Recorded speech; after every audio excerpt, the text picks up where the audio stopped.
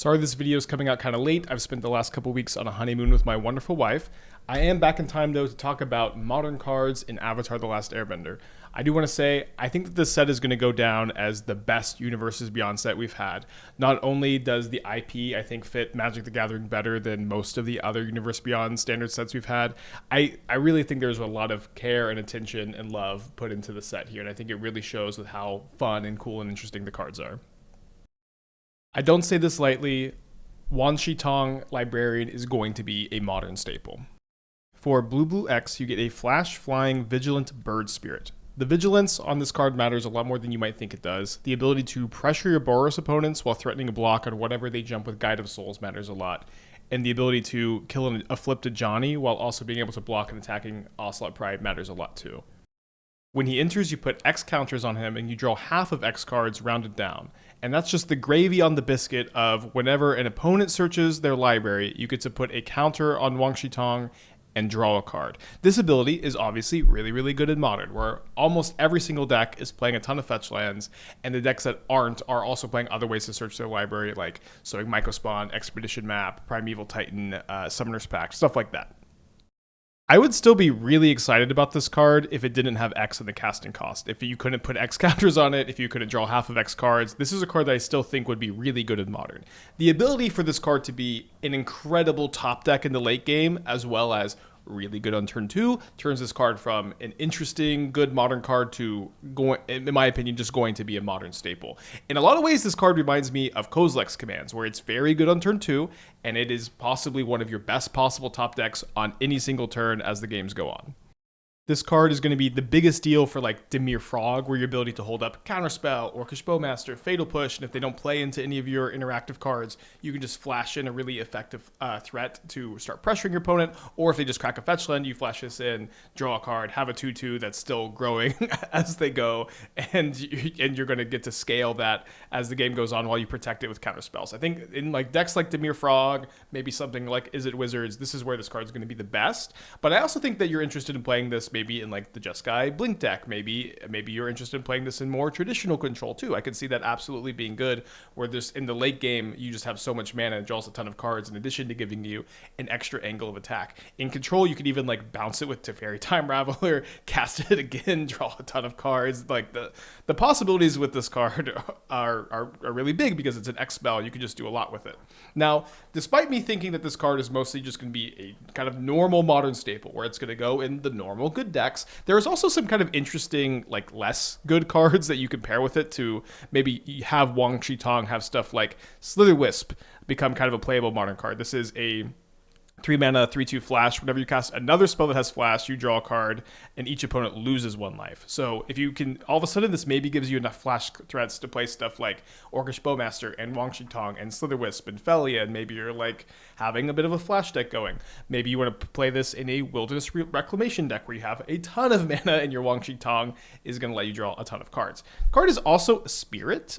Spirits was at one point a really high tier Modern deck. This was like 2016-ish, so maybe 2018, something like that. It's been a long time since Spirits has been like a playable Modern deck, but maybe we could just try it. I don't know, but I'm very excited for this card. I think it's going to be a really big deal. I think it's also going to be kind of fun. Like, I like that this is a card that, at least on turn 2, gets kind of blown out by Orcish Bowmaster sometime. Like if your opponent's obviously representing Wan Shi Tong, you could hold up Orcish Bowmaster, they flash it in, you flash in your Bowmaster, and you kind of win that exchange. That being said, you might see a lot of people playing both Bowmaster and Wan Shi Tong, and the mirror matches could be kind of weird and interesting, where whoever plays their creature first is going to get blown out by the other player's Orcish Bowmaster. So I think that dynamic's kind of interesting. I've heard some people talk about playing Wan Shi Tong alongside Path to Exile to have your removal spell turn into something that grows your creature and draws your card. I think that that's kind of interesting too. A lot of possibilities with this card, in addition to it just being a good Modern staple, which is something I always really enjoy, where a card has a lot of brew potential and it is also just good. These kind of cards tend to change the metagame a lot, kind of like Quantum Riddler. I am getting really hyped for Badgermill Cub. Badgermill Cub is the most efficient Earthbender in the set, and Earthbending is a mechanic that is a lot stronger in Modern than it is in Standard because of fetch lands. When you Earthbend 1 onto a creature, you put 1 counter on it, and then when it dies or goes to exile, the land comes back to play tapped. So if you Earthbend onto a fetch land, you get to crack the fetch, get whatever you fetch, and then your fetch land comes back to play for next turn. This also triggers landfall in additional time, so it's good with cards like Springheart Nantuko, Nissa, Lotus Cobra, Ice Steel Explorer, etc. But Badgermole Cub, in addition to just being the best Earthbender, which is by itself a good card advantage effect on a 2-mana creature, the card also has a really interesting build around ability. This ability, whenever you tap a creature for mana, you add an additional green. Now, it's no secret that Birds of Paradise, Delighted Halfling, Noble Hierarch, and Noble Hierarch are not very good modern cards these days. And I have seen some people talk about playing this card in Elves. I will say I don't think this card is very good in Elves. This card is just not as good of a mana engine in the Elves deck as Heritage Druid or Priest of Titania is, in my opinion. Maybe you could still play one copy as a tutor target when you have like a lot of Elvish Mystics in play, but and you want mana immediately. I think that could be okay, but for the most part, I'm a lot more interested in pairing Badgermole Cub alongside good landfall creatures like Springheart Nantuko and Lotus Cobra, like I mentioned, to try to kind of pop off there. And also just honestly a bunch of Dryad Arbors. Dryad Arbor, once Green Sun Zenith has become unbanned, has kind of become like the best mana dork in the format. It turns your Green Suns into mana dorks, and then what's really nice about like leaning into Green Sun Zenith for Dryad Arbor is that you could also Green Sun Zenith for Badgermole Cub. And if you Green Sun Zenith for Dryad Arbor on turn 1, then you can go turn 2 Badgermole Cub, tap your Dryad Arbor for 2, potentially play another spell while also earthbending onto a different land. I think that's really interesting. I think it's really powerful. I really like also if you build your deck around Badgermole Cub, you know, it is a creature that is giving you card advantage and ramp if you target fetch land, so you can play around removal effectively on your kind of somewhat fragile build around creature that you're trying to like explode in mana with. You could go really crazy and really in on this effect by playing Leyline of Abundance in addition to Badgermole Cub. You can do some crazy landfall copying stuff with Springheart Nantuko. Like if you Nantuko on the Badgermole Cub and you're like earthbending onto fetch lands, cracking the fetch lands, triggering landfall, and you get a lot of copies of Badgermole Cub in play, you can make a lot of mana. I think these are the kind of shells that I'm interested in exploring with Badgermole Cub. I think that this is definitely more so the direction I want to go, like more like green ramp that's creature based that isn't elf based and is trying to play higher card quality, copy good stuff with Springheart Nantuko, and really go over the top of your opponents, and hopefully go over the top of your opponents really, really quickly. When I first read Phoenix Fleet Airship, I saw that it was a 4-mana vehicle. My brain kind of glazed over, and then I started reading and the gears started turning. It's a 4/4 flyer, crew 1, and at the beginning of your end step, if you sacrificed a permanent this turn, you can make a token that's a copy of this vehicle. Notably, this triggers also on the tokens of Phoenix Fleet Airship. It's not just this one. The token copy will trigger additionally at the end of each subsequent turn.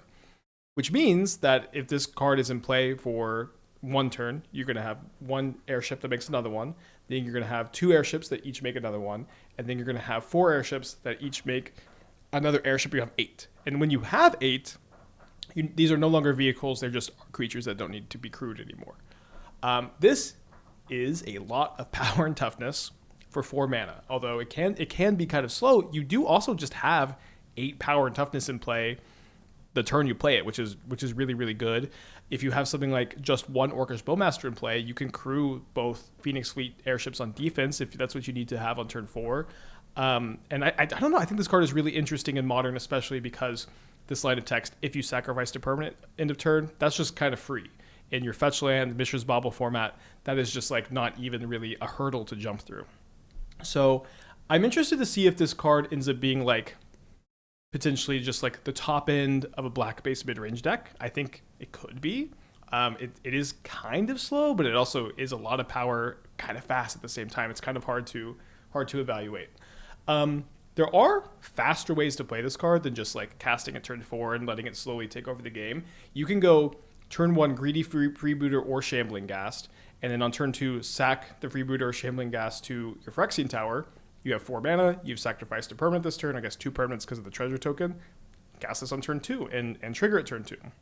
If this was your plan to, be really all in on like turn 2 Phoenix Fleet Airship with Greedy Freebooter and Shambling Ghast, you could also try to play Beseech the Mirror to have some redundancy to this effect, where you could go Beseech the Mirror, sack like a Bowmaster token or sacking a treasure token to get a Phoenix Fleet Airship into play. Now, you couldn't do that on turn 2 very easily unless you were sacking a Mishra's Bauble, but it would give you redundancy, and I will say that it's really cool that like bargaining with Beseech Also always triggers Phoenix Fleet Airship even if you didn't have a fetch land, although having a fetch land is pretty easy to do. I think that's kind of a cool synergy.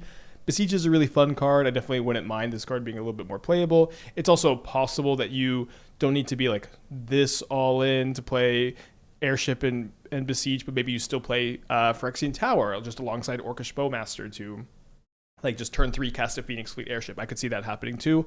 A lot of possibilities with this card. It is really unique. There's like almost no card that even comes to mind that reminds me of this airship. It is incredibly good against removal where it comes in as a vehicle, so it's just not dying to creature-based removal immediately. Like if you cast this and your opponent has Fatal Push, they can't stop you from just making a huge army of airships that will win the game in a couple turns. And maybe your opponents can like make you crew them to play defense, but they're going to take over the game pretty quick. So I'm pretty excited for this card. Card also probably goes crazy in multiples too. Definitely going to play a lot of different shells with this card, and eventually we'll figure out how good it is. I was really pleasantly surprised to see that they kind of power crept Cleansing Wildfire in this set. We've got Price of Freedom, which says destroy target land or artifact an opponent controls.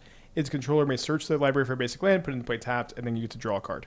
Very, very similar to Cleansing Wildfire. The notable differences, of course, are that Price of Freedom can target artifacts. That is really relevant. This kills Ruby Medallion, kills Amulet of Vigor, can sometimes kill Kappa Cannoneer in the late game if you have a lot of mana. That's really nice. The upside to Cleansing Wildfire is you can target your own land. So if you target your own Flagstones of Trocaire, or if you target a Darksteel Citadel, Cleansing Wildfire can be a ramp spell. So a little bit of trade-off. Price of Freedom is also a lesson, which is not super relevant, but it's not irrelevant either. We'll talk more about that later. But I don't think that these two cards really compete at all, because I think most of the time you're going to be interested in playing just 8 copies in the main deck. I think that this is maybe going to be like the new Blood Moon package, if that makes sense. Let me explain a little bit more.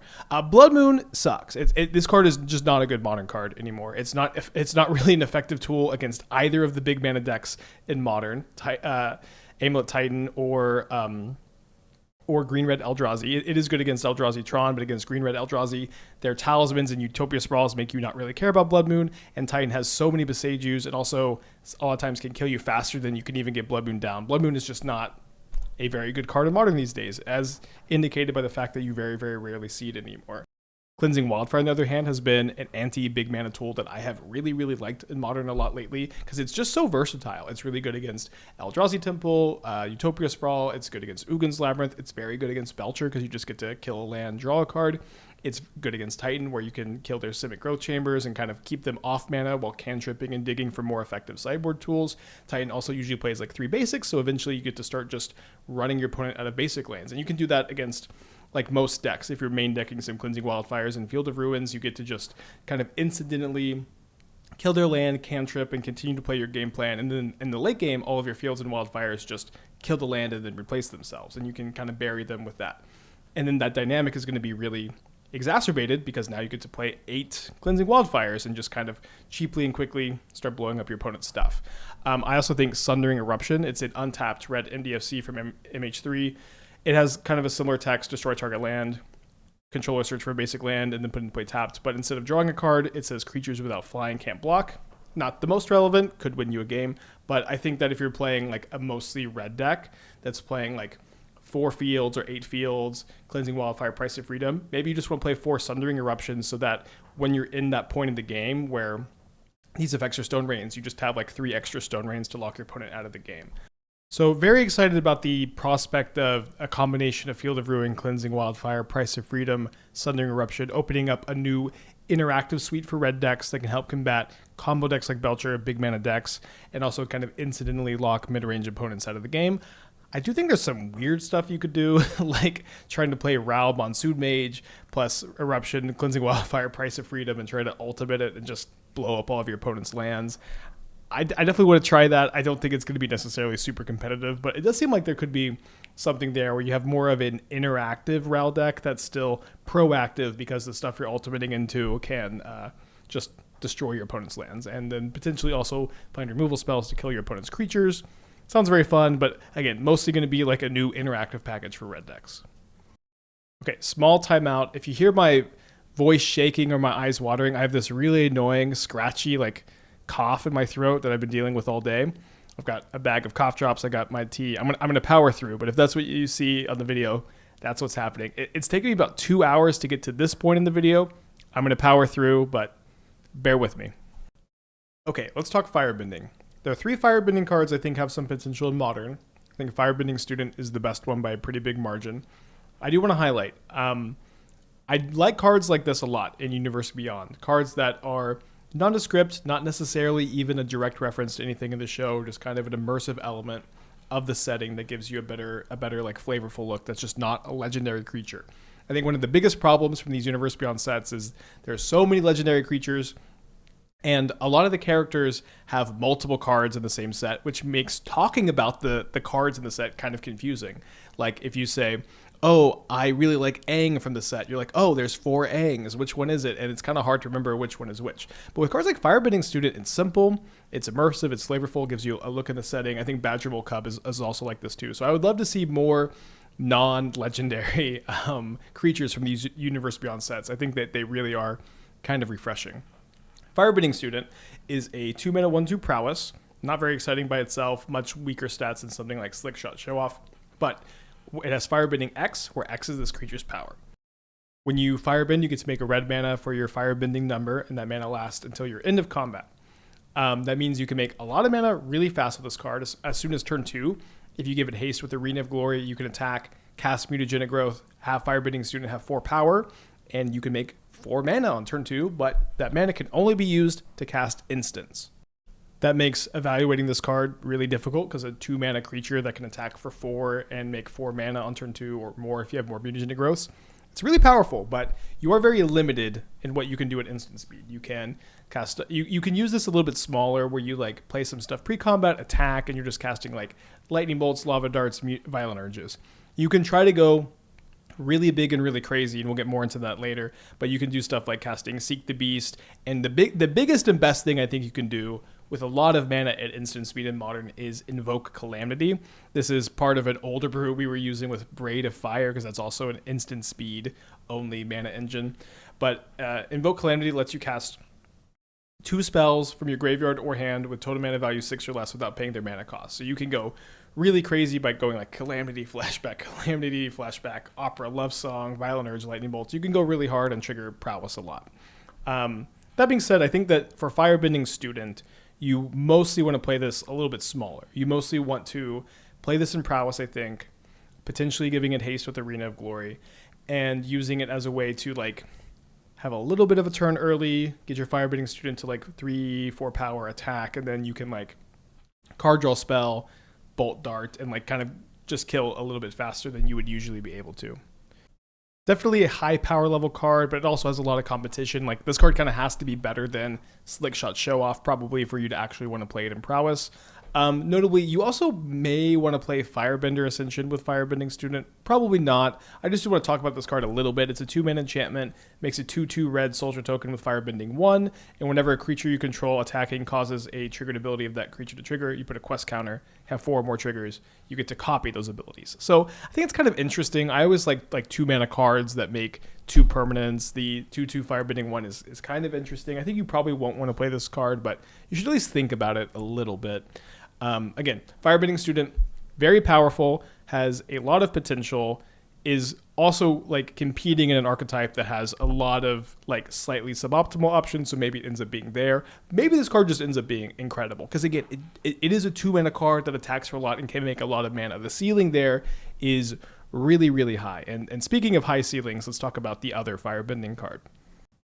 Firelord Azula, for me, is the most exciting card from Avatar. It is a card that if you've built your deck around and you attack with it, you're probably going to just win the game immediately. Now, if your plan in Modern is you have to attack with a 4-mana creature to win, it's kind of a tough place to be. But let's talk about it. Firelord Azula is a Grixis 4-mana 4/4. When it attacks, you have Firebending 2, and whenever you cast a spell while Firelord Azula is attacking, you can copy the spell. So this goes really crazy in Modern. You can go cast Pyretic Ritual, make 6 mana, Manamorphose, make 4 mana, draw 2 cards. You can go cast something like Seek the Beast or Love Song and exile the top 4 cards of your library and play them this turn. It's finding you more rituals, more Manamorphoses, going crazy. You can do the classic Pyromancer's Ascension Remand trick, where you go cast Manamorphose, 2 copies are on the stack, you cast a Remand, you return the original Manamorphose to your hand, and then you return also your Remand to your hand, and then you have another copy of Manamorphose on the stack that does just resolve. You can do some stuff like that to like churn through your deck. Now you might be wondering, how do you? Oh, and then also like Invoke Calamity, which we talked about in the last slide, goes so crazy with Firelord Azula, because you get to go cast Invoke Calamity, copy the Invoke Calamity. The 2 spells you target with Invoke Calamity both get copied, and then that happens again for the copied Invoke Calamity. So you get to cast 8 spells with Invoke from your graveyard and or hand, which is maybe that's not even going to be possible, but you could probably win the game with just 6 spells. So I think that's pretty exciting. You might be wondering, how do you win the game with Firelord Azula? And after years of me like memeing Expansion Explosion not being good in Modern Wilderness Reclamation, I do think it's the best win con for Firelord Azula, because just for 2 mana, you can use Expansion Explosion to like double copy Manamorphose, double copy a Pyretic Ritual, double copy Seek the Beast. And then when you're copying all your rituals and you're making 10, 20, 30 mana, you just Expansion Explosion, X equals 10, copy it, kill your opponent. So very excited to do this. It sounds so fun. Maybe you could even try to do it like turn 2 with like Faithless Looting, discard Azula, Goria's Vengeance attack. That could maybe be something. You could also, like, if you have a really good hand on turn 3, go like Pyretic Ritual, Manamorphose, use Arena of Glory and attack with Azula on turn 3, but then you also have to have more rituals and stuff in your hand to win with. It's also possible you could try to use Firebending Student as some redundancy to Azula's effect, but the problem with that is like Student wants you to cast a bunch of spells main phase 1, then attack, and then cast some more spells, and it's kind of awkward to do that with how it looks like this deck might be built. We'll see. Again, this looks like some of the most fun you can possibly have in Modern. I really would like this deck to be good. I think it's probably going to be worse than Ruby Storm, unfortunately. The Goryo's Vengeance build probably has the most promise that I'm thinking of all the different ways you could build this deck, but going to be too fun. And then it's also possible that something would give some redundancy to Firelord Azula that gets printed later, could give Azula more power. So it's good to build these decks now, so later when other stuff gets printed, we're ready to go. Okay, we've talked about Earthbending, we've talked about Firebending, let's talk a little bit about Airbending. I think the best Airbending card in the set is Aang Swift Savior. It's kind of like a spell queller. It's a 3-mana 2/3 flash flyer. When it enters, you airbend up to 1 other target creature or spell. So when you airbend, you exile the thing you airbended, and then while it's exiled, its owner can cast it for 2 mana rather than paying its mana cost. So this card is kind of a combination protection spell, where you can airbend your own thing to save it from a removal spell. You can airbend your own spell to save it from a counter spell, which is cool. Or you can target your opponent's stuff to kind of slow them down. Or you can just like bounce a Johnny token. You can bounce a Construct token. Like all that's kind of fine too. But airbending in general does kind of combo with some other cards in the format. So you could pair it with something like Wasteland Strangler, where you just remove the card from exile, kill your opponent's thing, and they can never get it back. You can play like 4 Aang, you can play 4 Avid Interrupter to get redundancy to this effect, and Avid Interrupter makes your opponent's spells from exile cost 2 more, and having to pay 4 mana for something like this, it could just be really, really clunky, and then multiple Avid Interrupters make airbended permanents cost even more. You could pair it with something like Soulless Jailer or Draenith Magistrate to say they just can't cast stuff from exile at all. I don't think that this stuff is necessarily going to be super good. I think the best of it's probably just Avid Interrupter, because this is the highest card quality on its own. Aang is also a waterbender, I guess at this point in the story, for 8 waterbending mana, which means normal mana, or you can tap creatures or artifacts to pay for the 8 cost. You can transform it into Aang and La, Ocean's Fury. This is a 5/5 reach trampler. It says whenever it attacks, you put a counter on each tapped creature you control, which can win the game pretty quick. So I like Aang. I think it's going to be cool to potentially play like a Flash style deck that could also go in the Slither Wisp Washi Tong kind of Flash deck. It seems kind of cool, kind of fun. Certainly the kind of Modern that I really like when it's viable. This is sort of the play style and pattern that I really enjoy playing with and against. And while we're talking about Aang, I want to talk about the other airbending card that I think has some potential. So this is Avatar's Wrath. It's a 4-mana sorcery. You choose 1 creature, then you airbend everything else. And until your next turn, opponents can't cast spells from anywhere other than their hands. So this card is pretty interesting. It reminds me a lot of Parallax Wave, where it's like 4 mana, kind of temporarily remove all of your opponent's creatures to try to win the game fast. Otherwise, the creatures are coming back, and you're going to have not gotten card advantage from your spell. Now, this card does kind of combo interestingly with stuff like Soulless Jailer, Avid Interrupter, and if you have like one of those in play, or like a Draenith Magistrate, Avatar's Wrath kind of turns into 4 mana, kill all of your creatures and none of mine until your lock piece leaves, which is kind of inevitable, honestly. So I don't think that dynamic is going to be that good, but it is kind of interesting if you're playing like the Boros Mirror, or if you're playing like the Quantum Energy Mirror, you side in like an Avatar's Wrath and you just say, okay, I'm going to get rid of all of your stuff. I'm going to keep my Flage or my Quantum Riddler. I'm just going to try to kill you with it real fast before you can rebuild the board. And I think that dynamic's kind of interesting. So probably that's where you would play it in the sideboard for those kind of matchups. And it's a really unique card, so you definitely want to take a look at it. Speaking of unique cards, we have Redirect Lightning, a 1 mana lesson. As an additional cost to play this spell, you can pay 5 life, which I think you're going to do most of the time in Modern, or 2 mana if it's a bit later in the game. And you can change the target of a spell or ability with a single target. This is the cheapest version of this effect. 1 mana redirect spell or ability, that this is the first time it's happened. Now, that being said, redirects see very little to basically no play in Modern. I don't think I've ever seen anybody play a redirect spell in Modern. In Legacy, I've seen a little bit more of it because like redirecting him to Turok is really nice. I think Misdirect is the name of the card that you pitch to retarget. But in Modern, I think this Redirect Lightning card can make the cut. Now, there's a kind of a long list of cards this is really good against. Kind of simply put, just like removal spells like Solitude, Galvanic Discharge, changing the target to one of your opponent's creatures is a great way to get 1 mana card advantage. They spend a removal spell to kill one of your things. You change the target, they kill one of their own things. That's a really nice, impactful, on-board, mana-efficient 2-for-1. There's a lot of other really cool stuff you can change the target of. Like if your opponent thought seizes you, you can make them thought seize themselves. If your opponent tries to exile one of your lands with Mycospawn, you can make them exile one of their own lands. If they try to play Bowmaster, you can make them kill their own Bowmaster.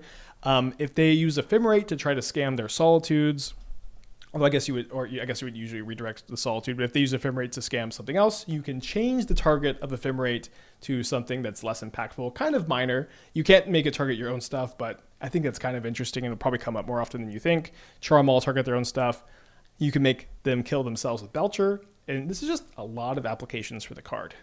Now, because I have like no experience playing this effect in Modern, it's going to be kind of hard to tell exactly where and when you're going to want to play this. My gut tells me you're almost never going to want to play like 3 or 4 copies of this, because the more copies of Redirect Lightning you play in your deck, the more telegraphed it is you're holding it up, and also the easier it becomes to play around.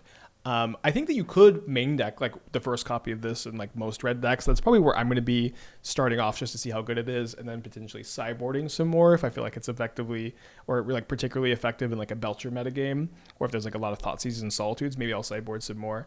But this card could really, really surprise us, could be a Modern staple. It's just the kind of card that has a lot of potential, but I just have no experience playing with this kind of effect. Another effect that I just have very little experience playing with is Zal the Moonslayer. It's a 2-mana 2/2 menace in red. It says non-basic lands enter tapped. That's most of this card. I know there's a very flashy other couple lines of text on Zal the Moonslayer, but this is mostly what it is. The other text is for 7 mana, you can put a Conqueror counter on Zal, and it turns into a Magus of the Moon, where all non-basic lands are mountains. So I think mechanically they want you to spend the 7 mana with Firebending mana. And I think you could maybe do that if you're playing Firebending Student in Modern. That could happen. But for the most part, this card is kind of like a red Thalia, where you're playing it and you're going to be playing in a deck that is not playing a bunch of basic lands and is going to kind of tax your opponent's mana. Oh wait, I guess I have an idea. It does seem like this card kind of pairs well with Wintermoon, where your opponent's non-basic lands enter tapped, and then they can't untap more than 1 non-basic land there in their untap step. I don't think Wintermoon is very good. The only place I think it's playable in Modern these days, or at all, is if you're playing a Karn the Great Creator deck that has at least some amount of basics. And I think there have been a lot of games I've won where I just have a Wintermoon in my Karn board. My opponents just happen to be tapped low with no basics. I just play Wintermoon and they lose. So it's a very, very niche application for Wintermoon. So I wouldn't necessarily try to build your deck around this, but it is a kind of a cool synergy. So one huge problem with Zal is that it's kind of like land hate that is completely ineffective against the premier big mana deck in the format, Amulet Titan. Like, They don't care about their lands entering tapped. Most of their lands enter tapped anyways. It's even an upside for them sometimes. Like if they had 2 amulets and all they have in their hand is like a Beseiju or a basic forest, or I guess Beseiju, no, this doesn't affect basic forest, but Beseiju would like enter tapped and they could untap it twice and generate mana. So that's kind of a big problem for this card. I don't think it's going to see a lot of play, but I think it's kind of an interesting, unique effect. And I think that if you're playing a more taxing strategy, I could be interested in like 1 or 2 Zows. May's Scornful Striker is a card that looks kind of innocuous, but I actually think is really good. It's a 2-mana 2/2 first strike. The first strike is more relevant than you might think, being able to like block Ragavan, being able to kill a Johnny with first strike damage and have another creature block the token, I think is kind of nice. There's a few other applications like that, but the main reason you want to play this spell is it says whenever a player casts a non-creature spell, they lose 2 life. I think this is a really interesting, powerful effect. It's also very unique in black. There's not another card in black that I think is this effective anti-spell-based combo hate. And it's really effective anti-spell-based combo while also just being good against most decks. Like most decks that are going to want to kill this, if they kill it, they're going to have to take 2 damage. And I think that is really nice. It's like Eidolon. If they kill it, they take 2 damage. And that's a lot of times the best case scenario for dealing with Eidolon, because if you don't kill it, it's going to deal more damage over the course of several turns. So very interesting, very unique. I will say being a legend is a really, really big downside on this card, where this is the kind of effect you would want to get multiples of, and you just can't. And this is, I think, usually the legend rule doesn't matter too much in Modern. It matters a lot more for this card. So you probably don't want to play 4, but the first copy or 2 is going to be pretty good. Sokka Bold Boomeranger is an interesting card, a very hard card to evaluate. It's a 2-mana 1/1, discard up to 2 cards, then you draw that many cards. And when you cast an artifact or lesson spell, you put a counter on them. Simply put, there's a lot of stuff that synergizes within Modern. Stuff like Oval Chase Daredevil, Monument to Endurance, Bauble just to grow it. I've been playing some Grixis Carnage loops in Modern. I think this card would fit really well in there to set up for the Mayhem and looping with Carnage and Phantasmal Image. Pretty good with Hollow One, lets you cast Hollow One really fast, discard other stuff for value, and then Hollow One puts a counter on Sokka. The thing is, this is a Faithless Looting format. This is a Fear of Missing Out format. There are a lot of really good ways to discard cards. Psychic Frog comes to mind too. And so, is Sokka going to be the best option for some of these decks? I think Sokka Bold Boomeranger is an interesting card, a very hard card to evaluate. It's a 2-mana 1/1, discard up to 2 cards, then you draw that many cards. And when you cast an artifact or lesson spell, you put a counter on them. Simply put, there's a lot of stuff that synergizes within Modern. Stuff like Oval Chase Daredevil, Monument to Endurance, Bauble just to grow it. I've been playing some Grixis Carnage loops in Modern. I think this card would fit really well in there to set up for the Mayhem and looping with Carnage and Phantasmal Image. Pretty good with Hollow One, lets you cast Hollow One really fast, discard other stuff for value, and then Hollow One puts a counter on Sokka.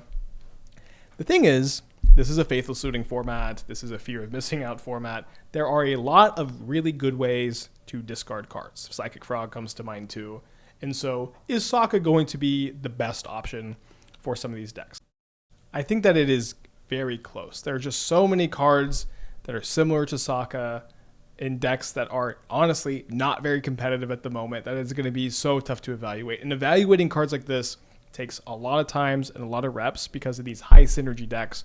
When you're doing your thing and your opponents aren't interacting with you and they aren't killing you faster than you're killing them, a lot of these effects feel very similar and you win these games anyway. Very, very hard card to evaluate. So we're going to be putting Sokka in a bunch of decks kind of incidentally, seeing how it goes. I don't think it's anything super crazy, super revolutionary, but it does have a lot of advantages over other options, and I think it's interesting enough to try. Aang does have another card that I think is kind of interesting in Modern, Aang at the Crossroads. It's a 5-mana Bant 3/3 flyer. When it enters, you look at the top 5 cards of your library, you put a creature with mana value 4 or less from among them into play, and the rest on the bottom. That's most of the text. I don't think flipping this seems to matter at all. It turns into a 4/4 flyer, lands have vigilance. At the beginning of combat, you earthbend 2. Mostly you just care about the front half, because this card is kind of like a 5-mana Garuda. You might remember the old Garuda decks from Ikora, where you would play the thing, and the goal is to just put your whole deck into play. So you go Aang. Ideally, you're going to hit stuff like Restoration Angel to just flicker it, or Spark Double. So Spark Double copies Aang, and it puts a non-legendary copy of it into play. The trigger goes back in the stack, and future copy effects that you get like Phantasmal Image Mimic, they copy the Spark Double, so you just get like a board full of 3/3 flyers, and that could be just good enough to win the game, or you could potentially also find a card that's going to give all of your stuff haste or give you a way to effectively win the game when you have a big board in play. I guess I haven't thought that far through. But I will say, compared to Gyruda, the fact that this card costs 5 instead of 6 is a big deal. That's a whole turn faster. It's also green, so you could green Sun Zenith for it. You could try to be more of like an Eldritch Evolution deck and cheat this into play faster. I think that's kind of interesting. Also, because you don't care about the companion restriction anymore, you play Glasspool Mimic, which is a land creature copy effect, which makes building this deck a lot more easy too. Do I think this deck is necessarily going to be particularly competitive? Not really, but I do think that it's like going to be close. It's going to be a fun build around, and it could be potentially kind of tough to interact with. Boggy Swamp Visions is kind of like a weird one-sided living in that can also steal creatures from your opponent's graveyard, and you can just cast when you top deck it instead of having to like build your deck weirdly around it. It's a 3-mana sorcery. As an additional cost to cast it, you waterbend X. So in theory, you're going to be spending just 3 mana and tapping stuff like Stitcher Supplier, Bowmaster, your Mass Token to bring back like 3, 4, 5 creatures, or it brings back token copies of them. And then they get exiled or sacrificed at the end of your next turn. And so you get to have one big attack with your stuff. And so you get to bring back a bunch of big stuff. You know, I just put Colossal Dreadball here because I don't need to list every big creature. It could be Archon of Cruelties. It could be Gristlebrand's. It could be Ulabogs. It could be Quantum Riddlers. It could be Overlords. It's going to be a mix of this kind of stuff. And I am really excited to have like this like a 3-mana mass reanimation effect in Modern. This is super unique. And it's like really nice that like just compared to Living In, which is the other version of this effect, it steals stuff from your opponent's graveyards instead of being bad against opponent's graveyards. And it's a card that you can draw and cast, which in Magic, it's pretty good to be able to draw and cast your spell. So I think this card's going to be pretty good. We're definitely going to try it.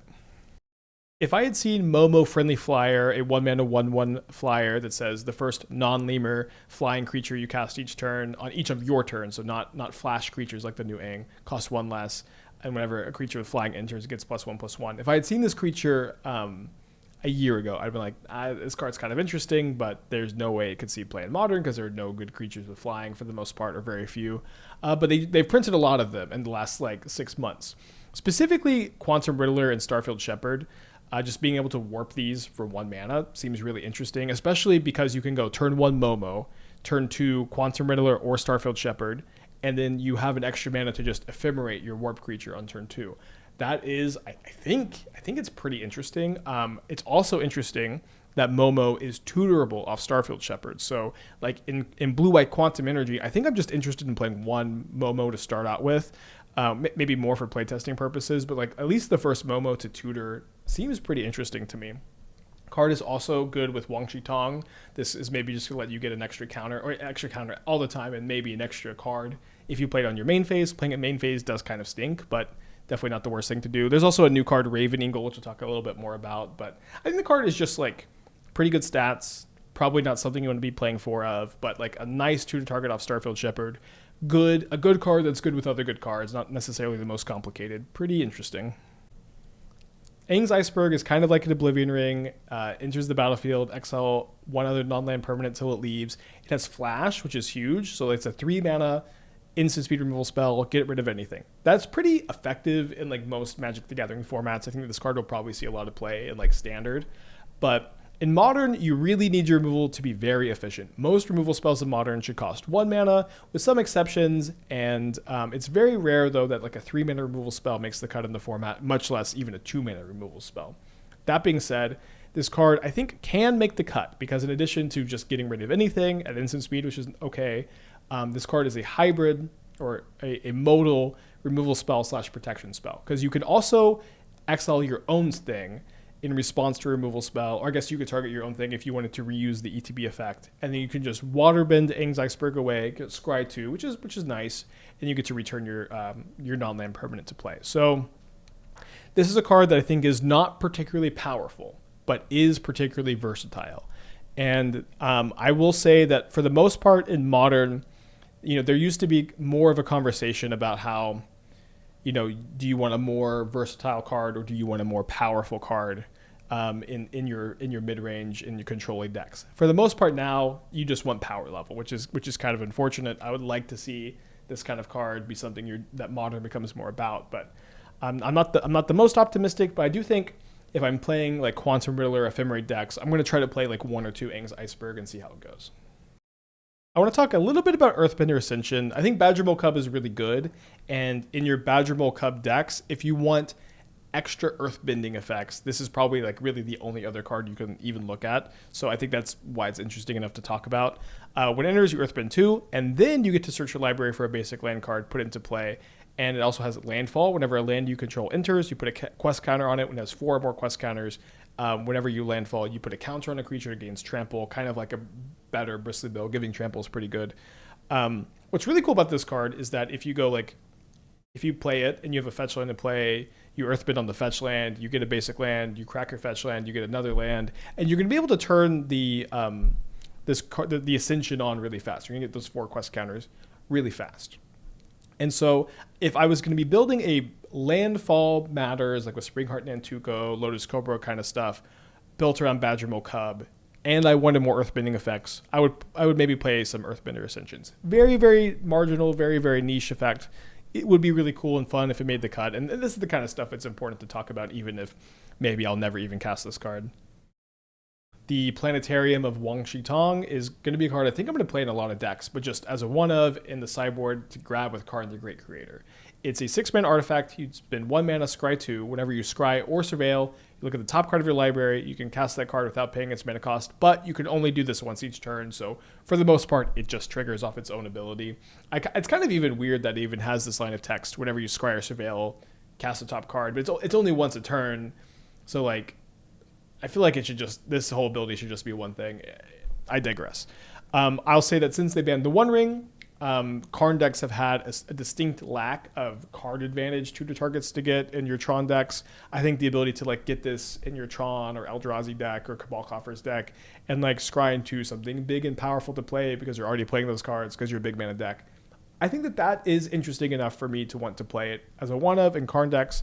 It also fits like a pretty nice spot on your Karn board mana curve because you have a lot of good 8-drops like Cityscape Leveler, like Extinguisher Battleship, but you don't really have a lot of good 7s, and this is really a 7 because you want to play and activate it in the same turn. So I do think I'm going to play this in like every Karn board, but because it's only a Karn board card, it's not going to be the most impactful. As a Modern player, this is always the most painful part about reviewing standard sets. I love utility lands. I love utility lands like this that can conditionally enter untapped and tap for a color.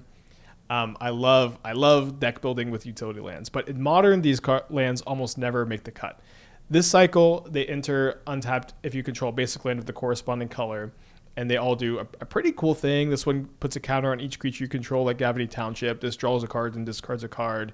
This earthbends 2, which is interesting. This one makes it unblockable. Spirit Token. This one gives a creature firebending 4, which is kind of a ramp because you basically spend 3 mana to get 4, but only at instant speed. The problem with these cards is they compete with too much in Modern. You'll almost never play any of them. The channel lands from Kamigawa, Boseiju Odawara are a lot of times better than the first copy of something like this. The MDFCs from MH3, like Sink into Stupor, like that card ends up being a lot better than something like Agni Quela would be. Probably not pronouncing that right. And then also one big problem with these cool utility lands in Modern is that when they printed Surveil lands, fetch lands not only became the best mana fixer, enablers for stuff like Fatal Push and Landfall, but they also became great utility lands. All of your fetch lands, in addition to being good mana fixers, fixing your mana perfectly for the most part, can also grab a Surveil land. And so it is so difficult in Modern in 2025 to play cool utility lands like this because every time you add one, you're not playing a fetch land because you can just play as many fetch lands as you want for the most part. You're not playing a fetch land that is also a utility land. So breaks my heart. Like these cards, like the thing is like these cards are Modern power level, but there are just more optimal cards that you would play. So maybe they're not Modern power level because of that. I don't know. Breaks my heart. Probably not going to play any of these. We'll see. Maybe every once in a while. I'm having kind of a hard time evaluating this card. This is Sandbender Scavengers. It's a 2-mana 1/1 black-white. Whenever you sack another permanent like a fetch land or a Mishra's Bauble, You put a counter on it, and when this creature dies, you can exile it, and if you do, you return target creature with mana value less than or equal to this creature's power from the graveyard to the battlefield. So this card grows kind of fast between baubles and fetch lands, and I think it's cool that it can be a big creature that if it dies, it gives you some value. But as far as like actually building around this card, it seems like you're going to be much better off building around like Felia Overlord, Flicker Wisp Overlord, Quantum Riddler Warp if you're trying to like get this kind of incremental value in your mid-range deck. So it's a card that is really unique. It's more powerful than other cards like it. I definitely would like for it to be good. It seems like for you to actually play it, you would have to be a deck that's more of like a Phyrexian Tower deck or like a War and Soul Trader deck. And so maybe that's where you end up playing this card. For me, it's not going to be a super high priority to start working on because there's just so much else in the set to mess with. But I would eventually like to get around to building around this card, and it could pleasantly surprise us. Okay, let's talk allies really quick. So there's a lot of new allies in the set. There are some of them that could maybe be kind of playable in a dedicated ally deck in the format. The problem with building a deck around a creature type in Modern is that most of this stuff is just worse than playing a Guide of Souls and an Ocelot Pride or an Ajani and a Goblin Bombardment. I think it's one of the worst parts about just like deck building in Modern is that you have all of these really cool, classic, iconic creatures that are kind of individually weaker and are stronger together. And now you have a lot of cards from Modern Horizons 3 that are individually stronger and also much stronger together. So there's not much point to playing these kind of cards. I will say that there is one very interesting aspect to the ally archetype. And this comes all the way back to my like PPTQ, RPTQ grinding days back in the day. There was a guy in my area, his name was Justin, and he had this ally brew that was built around Halimar Excavator. This says, whenever this or another ally enters, target player puts X cards into their library where X is the number of allies you control. So the idea is that you would play this, you would copy with Jawari Scapeshifter, you'd play a bunch of like, normal allies that grow and stuff. Sometimes Battle Singer to deal a lot of damage, but you're like milling yourself, and you're milling yourself. And then you would play a Rally the Ancestors or a Return to the Ranks. Return to the Ranks was way better, and just get all your allies back. And so I always thought that dynamic was kind of cool. And I will say that this card, the Great Divide Guide, giving each ally the ability to tap for mana, it's kind of interesting. The idea of like milling yourself for a bunch and then using this card to have like a really big crazy turn. Maybe even using this card to make a bunch of mana to cast United Front, to make X allies and put a counter on each creature you control. Maybe South Pole Voyager, a card that acts like a Soul Sister, gains life each time an ally enters and draws a card the second time this resolves. It's like a combination card advantage spell and also something that gains a ton of life when you rally the Ancestors, Return to the Ranks. Maybe Earth King's Lieutenant is going to be able to give you a really, really big board by putting a counter on each other ally you control and also a counter on itself each time an ally enters. Like I kind of imagine Return to the Ranksing like 4 allies and 2 of them are Earth Kingdom's lieutenants. So you have a bunch of big creatures and 2 of them are gigantic tramplers. Maybe Invasion Reinforcements, just 2 mana, 2 allies to power up stuff like South Pole Voyager, Earth King's Lieutenant, Great Divide Guide could be kind of interesting and powerful. Again, alongside these older allies and trying to bring all of them back at once with Rally the Ancestors, Return to the Ranks. Rally the Ancestors usually wins with either a Comb Battle Singer, which gives +1/+1 to other allies for each ally you control, so it goes really crazy and itself has haste, or you're just going to like bring back a bunch of Excavators, copy Excavator, and mill your opponent out. So that's like the 2 ways you win, or you gain a ton of life with Undo Cleric. It's just like the problem is like this all sounds really cool, and it doesn't sound like all that slow and bad, but it is a little too slow. And the problem is like if you want to play like a creature synergy deck, again, in MH3 they printed cards that are individually much stronger than any of these cards by like a lot, and they're also together much stronger with these cards, which again, big problem I have with Modern at the moment. But maybe one day I'll get really bored and we'll play this and have a lot of fun. Similarly to how there's a bunch of allies in the set, there's also a bunch of lessons in the set. Lessons mechanic from Strixhaven. They're a spell type, and if you have something that says learn on it, you get to search your sideboard for one of these lessons and put them into your hand. So it's a kind of an interesting deck building challenge where you get to play, in theory, the lessons that are good for the metagame or individually powerful and grab ones at the right time. Now, again, there were no new learn cards in the set, despite there being a bunch of new lessons.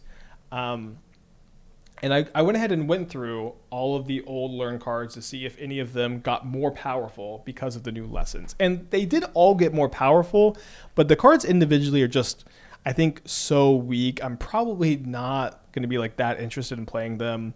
Like maybe Professor of Symbology, and you can get like multiple copies of Price of Freedom, or you can get a removal spell, or a sweeper, or a protection spell, or disenchant. Like maybe that is kind of interesting. It's like just like a 2-mana 2/1 draw a spell. It's not like the worst, but not particularly exciting, especially these days. I think maybe like the mono blue Tron players will prove me pretty wrong, and they'll play Divide by Zero, bounce your opponent's thing, and then tutor up something crazy like Secrets of Bloodbending, which we'll talk about later. I think that's probably not going to be the case, but mono blue Tron players have kind of proved me wrong a few times. One thing that I would be more excited about is Eye Twitch. It's a 1-mana 1/1.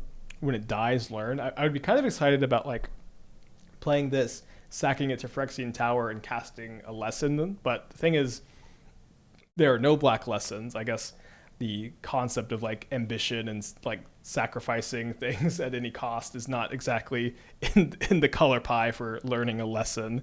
But it makes me kind of sad that there's not something good to like Phyrexian Tower this into. So maybe once the new Strixhaven set comes out, there will be more learn cards, maybe more lessons, and like a lesson board could be something for your modern deck building. I would have a lot of fun with that because I like deck building. I think this would add an interesting angle, but I think we are not quite there yet, but I wanted to talk about it a little bit now.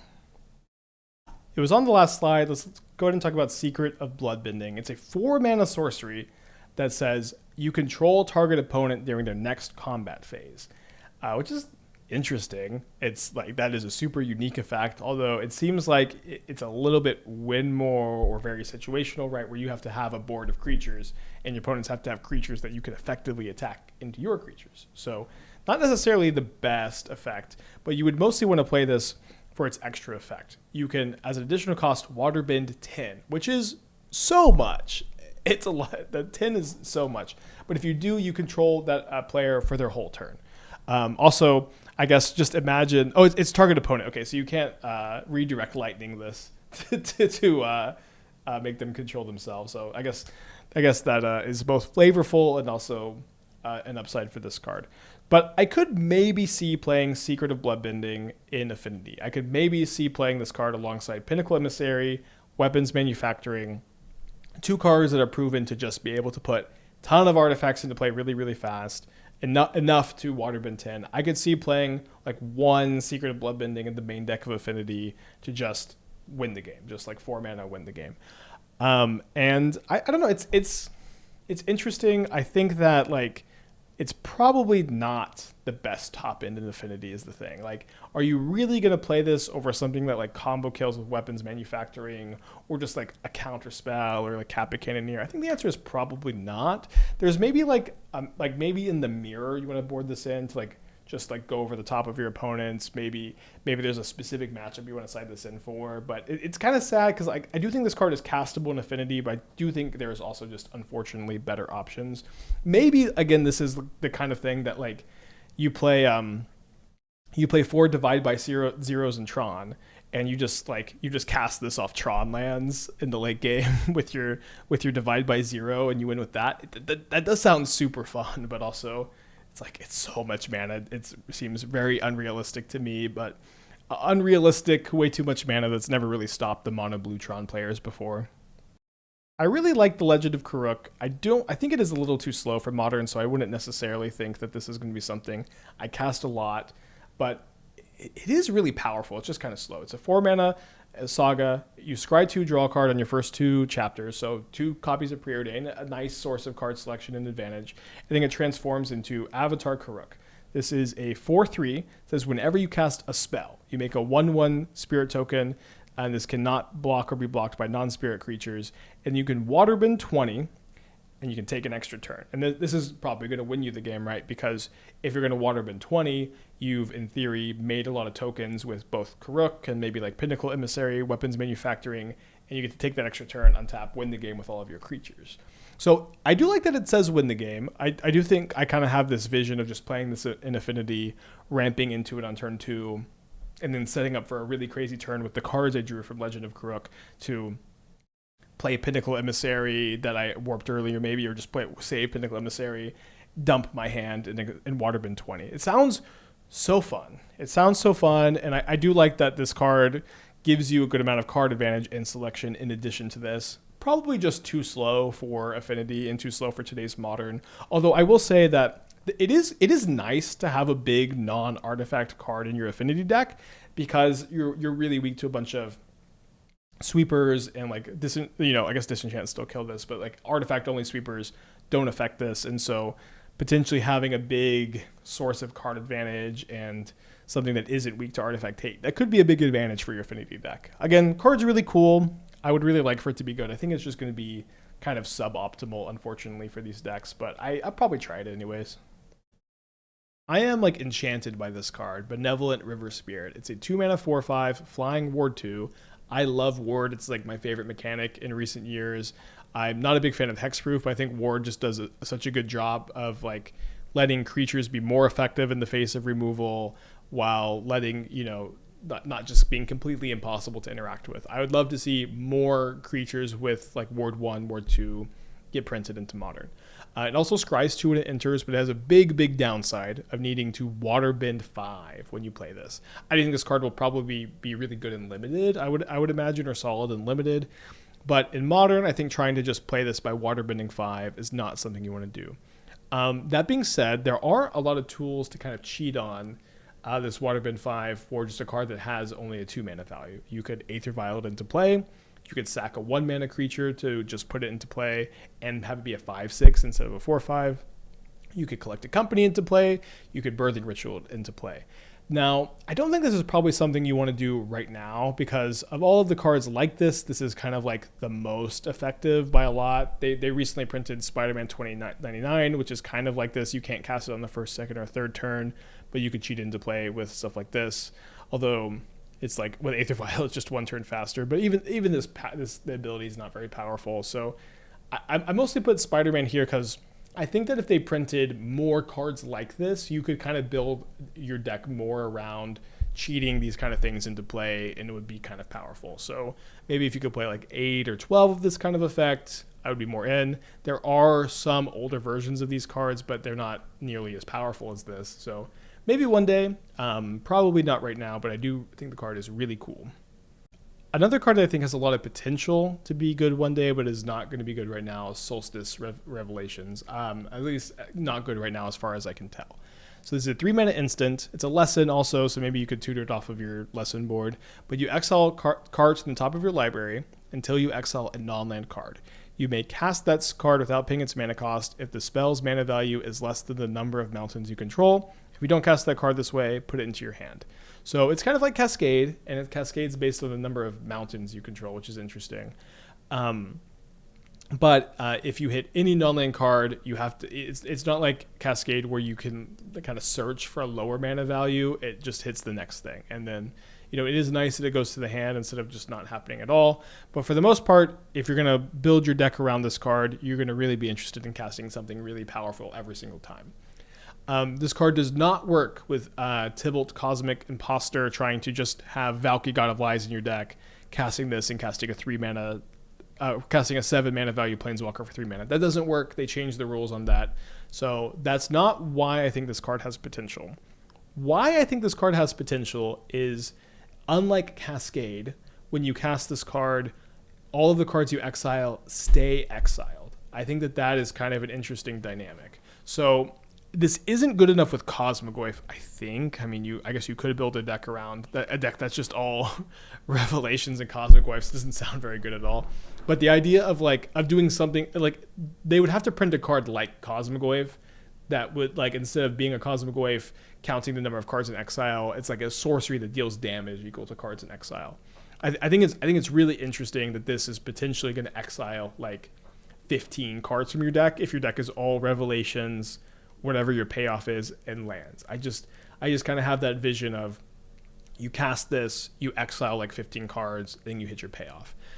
As far as I can tell, the best thing for that now is Cosmic Wave. I did a search. I couldn't find anything better that exists. Maybe there is something obscure that just didn't come up in my searches, but for the most part, I think that this is the kind of card that could be, like, just imagine a 3-mana sorcery that deals damage to a target equals the number of cards in exile you have. I guess one more thing for like that idea is that if you hit another revelations off your revelations, you keep exiling. So it could just be the case that if a card like that got printed one day, it would just be, your deck would just be 4 of these, all mountains, and it's just 3 mana win the game most of the time at instant speed. So again, I think that's kind of interesting. So just keep your eyes on this. It just does something really unique and really, really special.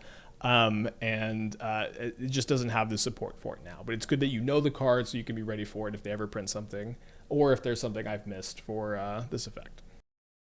Thank you so much for watching, everybody. I'm really excited for the set. I'm a big fan of the Avatar: The Last Airbender Legend of Korra franchise. I think it's a really cool, fun setting that had a lot of thought and care put into it, and I think that environment was really well reflected on these cards, and the cards also feel really well designed and flavorful and immersive, much more so than the Spider-Man set. And we actually get to play with these versions on the digital clients too.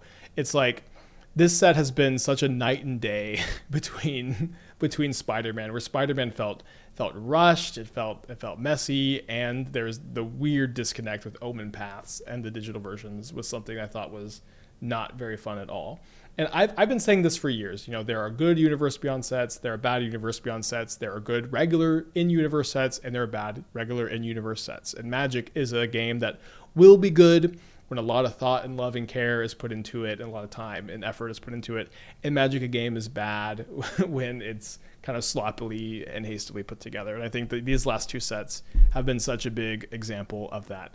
So thanks for watching. I'm going to be brewing a lot of new modern decks with these cards on my Twitch stream, twitch.tv/aspiringspike, starting Tuesday, November 18th. I hope you join me there. If not, hope you keep watching these YouTube videos. Thank you so much. Bye. Master your Orc token and your Stitcher supplier to cast Swampy Fuck.